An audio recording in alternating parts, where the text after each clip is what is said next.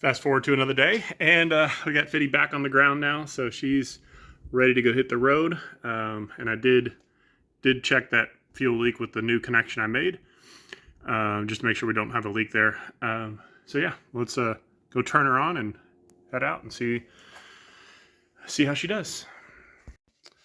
And I guess now that she's running again, we don't need this list anymore, or the note I left on that the day we broke down. So 6 weeks later, we're ready to go get her back out on the road.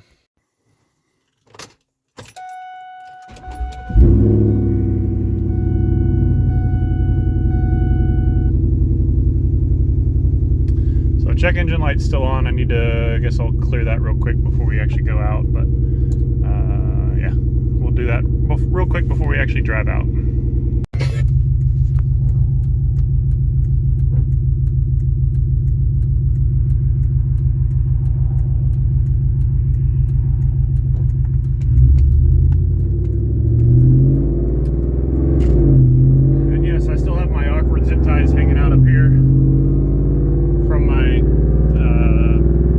Breakout box that I had installed previously that I then used for a roadside emergency voltmeter check. But I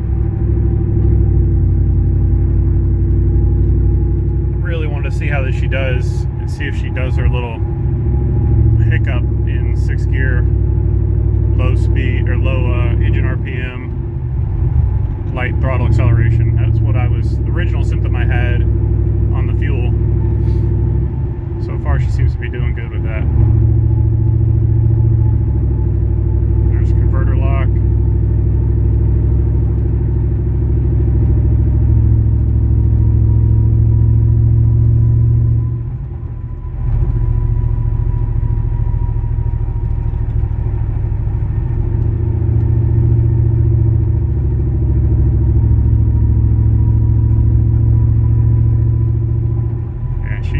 She seems to be happy.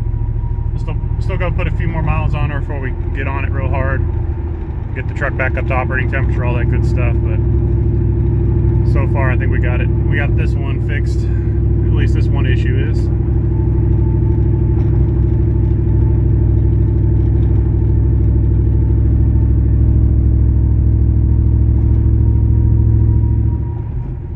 Oh yeah, no hiccups even going uphill. I like it.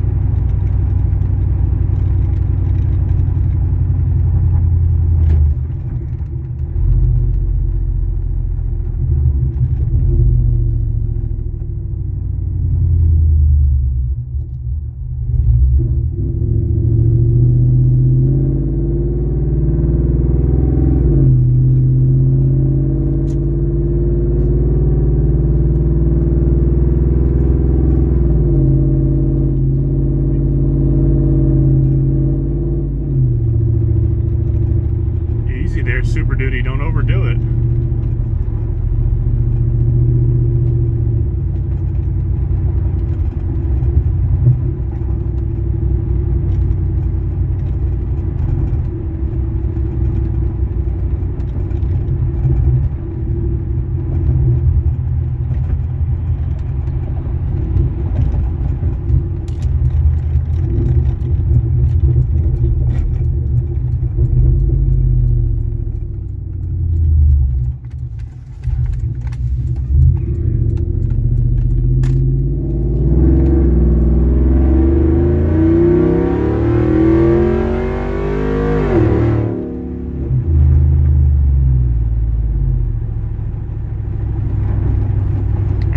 Mid-throttle. I was actually really curious to see how she feels now. I'm actually optimistic, but she might actually be running better than she's ever run before because she's actually getting adequate fuel supply. So there's actually a good chance we're going to run a better time than we've ever run before, but we'll see. We'll save that for another day, but I just want to see, get her out, prove that she's running again, and we can always go out and do some draggy times on another day, or hopefully get back out to the track later this year.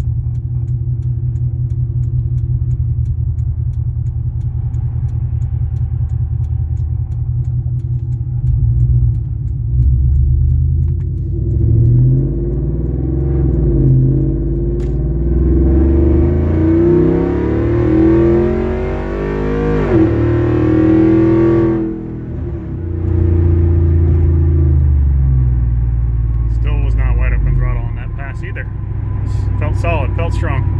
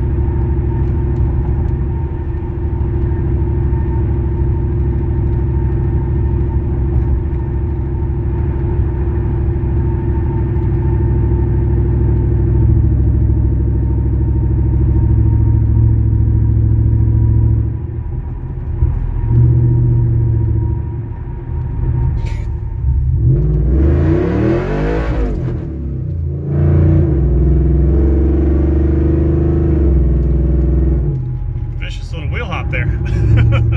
Pavement's still cold, I guess. Tires are warmed up, but the pavement's cold.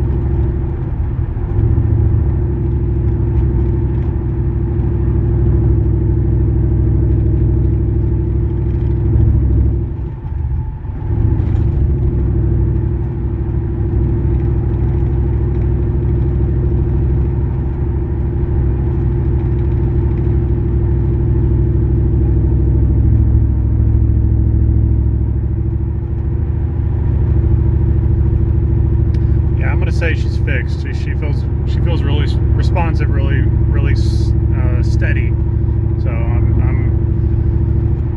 gonna sign off. We'll head back towards the house. We'll wrap up on this video here, but I'm very pleased with the repair being basically free, other than a little bit of labor. And even then, with the labor, it's not the hardest job to do, other than getting the truck up high enough to work on it. But yeah, we'll head back towards the house here. All right, so I'll be honest, when I had the contractor here for getting the power gate put in, I was a little nervous when he told me that the track is a 1 inch tall, because I really don't have a whole lot of room to play with underneath the truck. So let's go take a look and see how close we actually are. So keep in mind that this is the highest point of the driveway. There's a little bit of a low down here and a little bit of a slope towards the house. So this is the highest point in the driveway, right where they added the track. And let's take a look and see what we got. Boy, got like literally 1 inch left over. Look at that. That's crazy. That's tight tolerances right there, baby. All right, well, I'm glad we had a successful test drive. Glad that we didn't have any new issues or reoccurring old issues. I did also restart the truck when I got home after about 15 or 20 minutes, which is another ongoing issue that could have been the fuel pump wiring, or could be something completely different. I don't know. But I have been randomly shooting footage off and on for that, and that was the purpose of that breakout box on the wiper cowl. But anyways, I am super glad that we had everything worked out the way we wanted it to, and successful test drive, and honestly pretty good day to be out driving. So thanks for sticking around for another video of mine. Also, it also occurred to me that last time, well, when we had Fiddy out at the track and we brought her home and then she didn't start the next day, I assumed that I had burned up the pump because I ran the wiring really, or ran the fuel level really low. And it's possible that that pump didn't actually die and that my wiring was the problem all along. So it's possible I replaced the pump that I didn't need to. I definitely didn't completely diagnose the exact pump issue. I just checked to see that I had power and ground coming off the frame harness side and said, okay, it must be a pump. Just kind of put two and two together. But it's possible because I shortcutted my diagnosis that I actually diagnosed the truck. But I don't know. I don't have an old pump here, so it is what it is. But anyways, thank you so much for sticking around for yet another video of mine. I appreciate all the love and support and comments and all that good stuff. And again, thank you so much. I will catch you in the next one.